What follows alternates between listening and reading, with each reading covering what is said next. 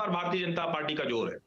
क्योंकि प्रशांत, ये जो मोदी जी के ऊपर अटैक किया जाता है, उनको तरह तरह की बातें बोली जाती है और उसको फिर बीजेपी बहुत स्ट्रेटजिकली, बहुत स्मार्टली कन्वर्ट कर देती है। और उसके पीछे एक बैकग्राउंड में दर्शकों के साथ वो शेयर करना चाहता हूँ। देखिए, गुजरात के बड़े नेताओं को राष्ट्रीय मंच पर उस तरह से आदर सम्मान नहीं मिला ऐतिहासिक तौर पे, तो उसकी वजह से एक विशेष तौर पे लोगों के मन में गुस्सा होता है।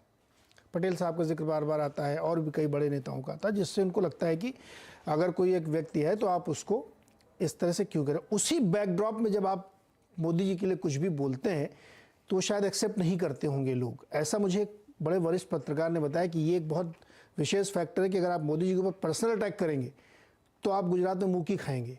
और आम आदमी पार्टी ने इसको बहुत करीने से समझ लिया, इसलिए वो सीधे मोदी जी की बात ही नहीं करते, वो दूसरी तरफ से आते हैं, क्योंकि उनको ये मालूम है शायद कि ये अटैक मुंह के खाने वाली बात है। लेकिन ये कांग्रेस बार बार करती है और रिपीटेड गलती है। क्या ऐसा है क्या कि वहाँ के लोगों के पास विशेष प्रेम है जिसकी वजह से वो मोदी जी के खिलाफ कुछ सुनना नहीं चाहते हैं और उनसे उनका लगाव जिसकी वजह से वो बार बार जीतते हैं और इस बार भी तमाम सर्वे बता रहे हैं? सर, आपने 2018 का मध्य प्रदेश, छत्तीसगढ़, राजस्थान का चुनाव देखा होगा। उसमें एक सूत्र था, मोदी से कोई बैर नहीं पर वसुंधरा तेरी खैर नहीं। मोदी से कोई बैर नहीं और शिवराज तेरी खैर नहीं, तो जिसकी खैर नहीं उसको हटाया, सरकार से हटाया। गुजरात में कभी आपने ऐसा कोई सूत्र ना सुना होगा। मतलब, और एक बात, मोदी जी जो इमोशनल कार्ड खेल लेते हैं, मैं गुजरात का संतान, मैं गुजरात का सपूत प्रधानमंत्री बनने जा रहा हूँ, 2019 में भी ऐसा बोले थे वो। तो आपका गुजरात का बेटा प्रधानमंत्री बने, उसमें आपको कोई दिक्कत है क्या? तो ये जो इमोशनल कार्ड, और आज की तारीख में देखिए, गुजरात में सीएम कोई भी हो, सब लोग बोलते हैं ये सीएम वो सीएम, सीएम कोई भी हो, मोदी जी के नाम से सब किया धराया जाता है। तो सीएम का फेस डल पड़ता है, पीएम का फेस आगे निकलता है। आज की तारीख में गुजरात में ऐसी जनता है, जनता छोड़ो सर, मैं तो कार्यकर्ता भी बोलता हूँ, कांग्रेस के कार्यकर्ता, मतलब वो काफी लोग ऐसे होते हैं कि भाई मोदी जी है तब तक हम बीजेपी के साथ है, मोदी जी नहीं होंगे फिर हम सोचेंगे किसके पास जाना है, किसको वोट देना है। लेकिन जब तक मोदी जी, गुजरात में एक इमोशनल अटैचमेंट हो चुका है।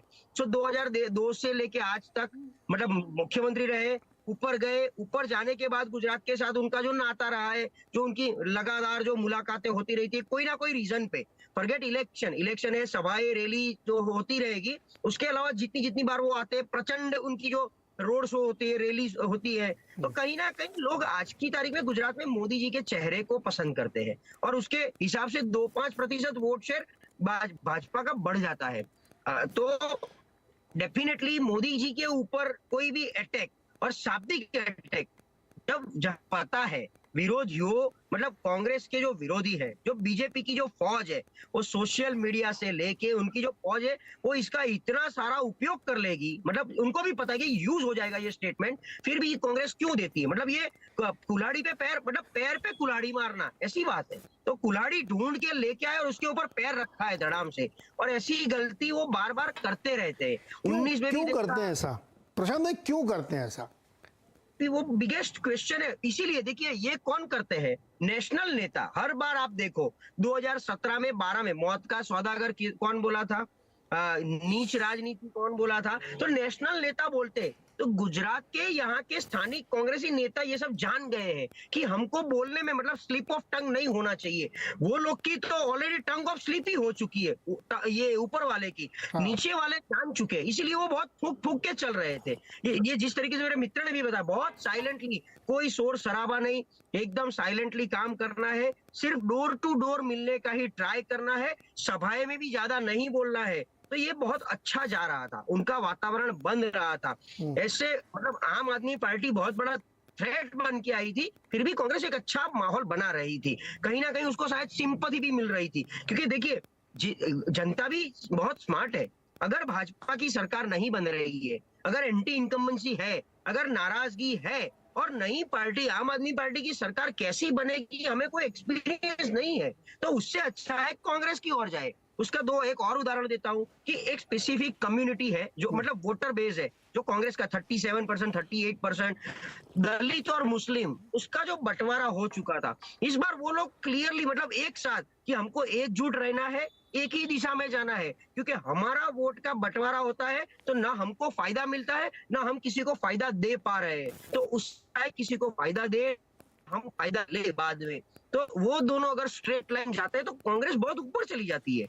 और इसीलिए एआईएमआईएम जैसा भी आया तो भी इतना माहौल नहीं बना उसका, भले वो मुस्लिम कम्युनिटी से है, फिर भी माइनॉरिटीज पूरा वन वे जा रहा है, आपको पता चल जाएगा इलेक्शन के बाद अगर आप देखोगे तो वोट प्रति शेयर में।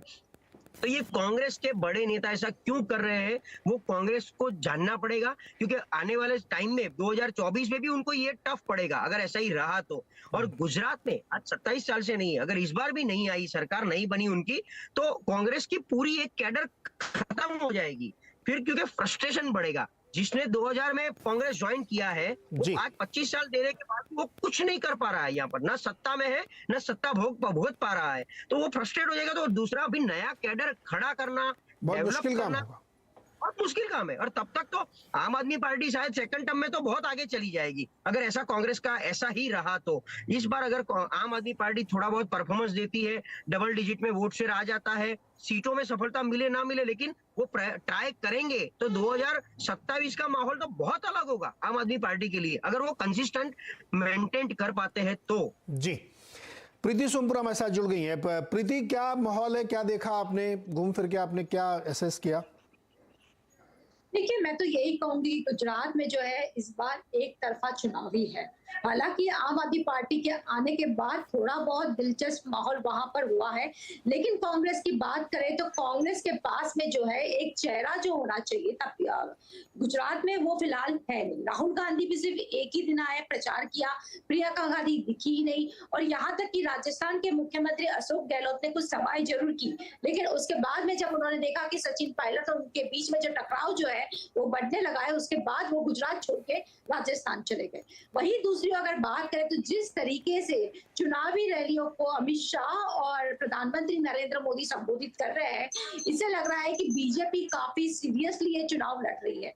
यहाँ तक कि हमने सूरत में देखा, जब खुद प्रधानमंत्री नरेंद्र मोदी ने वहां रोड शो किया था, वहां पे उनकी सभाएं हुई थी, उसके बाद में 2 घंटे तक वो सूरत के सर्किट हाउस में थे, और जो लोग नाराज थे पार्टी से उनको उन्होंने खुद फोन किया है, उनको समझाया है। इसलिए ये कहा जा सकता है कि बीजेपी इस चुनाव को लेकर काफी सीरियस है, और बीजेपी के लोग तो खुद कह रहे हैं कि इस बार जो है हम अपने ही जो रिकॉर्ड है वो हम तोड़ना चाहते हैं। लेकिन इस बार ये देखना होगा जो माधव सिंह सोलंकी का जो रिकॉर्ड है 149 सीट का, क्या वो बीजेपी तोड़ पाएगी, उसी के ऊपर सबकी निगाह है। ये कहूंगी जो माहौल देखने को मिला है वो पूरा एक तरफा देखने को मिला है। हालांकि आम आदमी पार्टी जो है वो अपना खाता गुजरात में जरूर खोलेगी। ज्यादा अच्छा प्रदर्शन नहीं करेगी, आप ये कह रही हैं? खाता खाली खुलेगा क्या? बड़ी मेहनत की उन्होंने, माहौल बनाया, बहुत पैसा लगाया, बहुत रैलियां की हैं, बहुत हाइप क्रिएट की है। हालांकि इस समय थोड़ा सा परसेप्शन वाइज थोड़ा ठंडे पड़ रहे हैं, लेकिन मेहनत तो की है। तो मतलब आप कहते हैं सिर्फ खाता खुलेगा बस? देखो, मेरा जो एनालिसिस कह रहा है वो आम आदमी पार्टी को 2 से 5 से ज्यादा सीटें नहीं मिलेगी, क्योंकि आम आदमी पार्टी जो है 6 महीने पहले ही गुजरात में उन्होंने प्रवेश किया है। हालांकि अगर 2 साल पहले आती, थोड़ा और ज्यादा ग्राउंड लेवल पे काम करती, तो हो सकता था कि चित्र थोड़ा ज्यादा उनकी फेवर में होता। हालांकि इसके पहले भी हमने देखा है कि ओवैसी भी पिछले चुनाव में प्रचार कर रहे थे गुजरात में, लेकिन उनको भी कोई ज्यादा जो है सीटें मिली नहीं है। एनसीपी भी हमने देखा है कि पिछले कई सालों से गुजरात में एक्टिव है, लेकिन उनको भी 2 से ज्यादा सीटें कभी एनसीपी को गुजरात में मिली नहीं है। गुजरात की जनता ने इसके पहले भी जो नई पार्टियां बनाई गई थी केशुभाई पटेल द्वारा, उनको भी उन्होंने जो है वोट नहीं किया था। यानी गुजरात की जनता में अक्सर देखने को मिला है, जो स्ट्रेट फाइट अक्सर देखने को मिली है वो कांग्रेस और बीजेपी के बीच में ही मिली है। हालांकि आम आदमी पार्टी के आने से मुकाबला दिलचस्प जरूर हुआ है, लेकिन अभी आम आदमी पार्टी को जो है अगर सीरियसली अगला चुनाव गुजरात में लड़ना है तो 5 साल तक काफी मेहनत करनी होगी, कार्डर बनाना पड़ेगा। कान्हा, ये बताइए कि एक तो बड़ा